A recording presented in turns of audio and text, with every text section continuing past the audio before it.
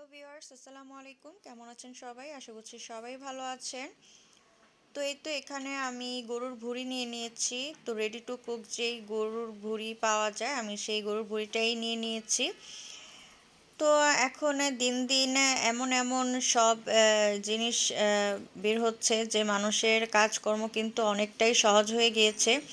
গরুর ভুঁড়ি খাওয়ার ইচ্ছাটা মোটামুটি হলেও কিন্তু পরিষ্কারের ভয় কিন্তু আগে আনা হতো না, কিন্তু এখন এরকম বের হওয়াতে কিন্তু অনেকটাই সহজ হয়ে গিয়েছে। আর কতটা ফ্রেশ দেখতেই পাচ্ছেন। তো এখন আমি রান্না করে নিব। তো এখানে কড়াইতে কিছুটা তেল দিয়ে এর মধ্যে পেঁয়াজ কুচি, এলাচ, দারচিনি, তেজপাতা, গোলমরিচ সব কিছু দিয়ে এখন তেলের মধ্যে বেশ কিছুক্ষণ ভেজে নিব। আর এই তো এখানে পেঁয়াজ ভেজে নিয়ে এখন আমি দিয়ে দিচ্ছি আদা বাটা, রসুন বাটা। আদা আর রসুন বাটা দিয়ে এখন আর কিছুক্ষণ তেলের মধ্যে ভেজে নিব।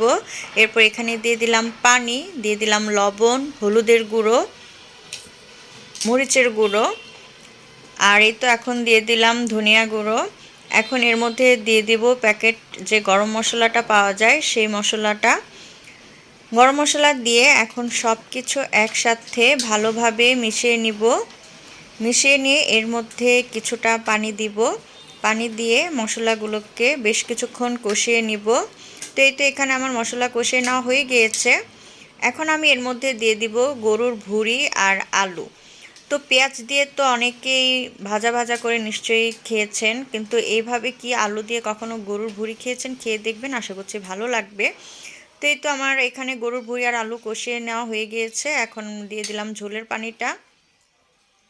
তো ঝোলের পানিটা দিয়ে এখন রান্না করে নিয়েছি। তো এখানে কিন্তু আমার গরুর ভুঁড়ি রান্না করে নেওয়া হয়ে গিয়েছে। ঠান্ডা হওয়ার পরে কিন্তু ঝোল আরও বেশ কিছুটা টেনে যাবে। আর গরম ভাতের সাথে এইভাবে গরুর ভুঁড়ি খেয়ে দেখবেন, আশা করছি ভালো লাগবে। তো আজ এই পর্যন্তই। আল্লাহ হাফেজ।